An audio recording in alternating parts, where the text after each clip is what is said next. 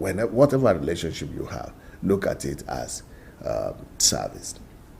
Now, so when we talk about relationship, how can you serve in relationship?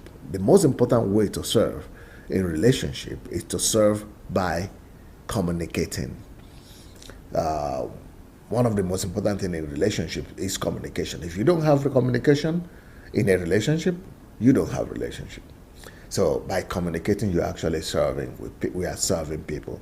So if you say you have relationship with friends, and there is no communication, maybe you don't really have that relationship.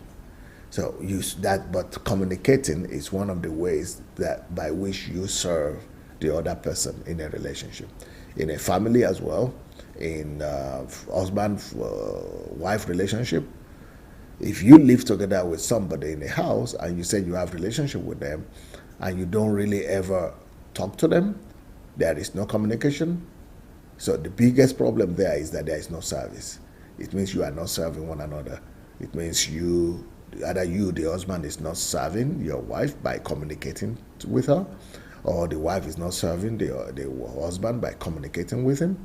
But when we are talking of relationship, the most precious thing in a relationship is communication. But communication will not always come naturally. When we fall in love with one another as husband and wife, initially, you don't need to demand communication. Communication comes naturally. You just flow. You flow and communicate with one another because of the adrenaline and the emotions and the instincts that are driving you at that point. So, because of chemistry. So the chemistry makes you to naturally communicate with the person you love.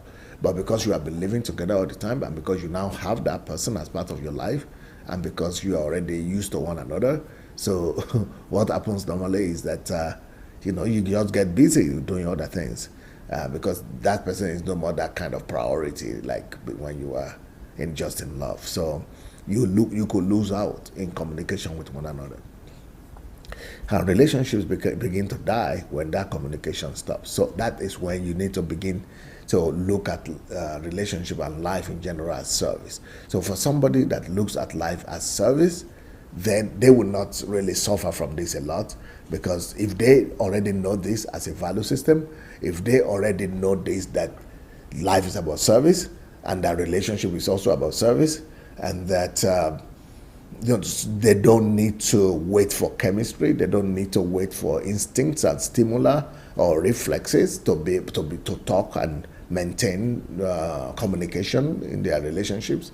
Then they already know it. And if they make it their value system and they begin to live a life of communication, and they know that it is service. So I don't then go and begin to organize communication with my wife just because I feel like it. But in most homes, people don't talk to each other. And the reason they don't talk to each other is because they say, there's nothing to talk about. There's nothing to talk about, or they say, no, I don't just feel like talking. And that's following your feelings. That's following your instinct, if you think like that. But in the real sense, if you look at relationship as service, so you ask yourself, how can I serve in this relationship? What are the tools of service that I have in this relationship?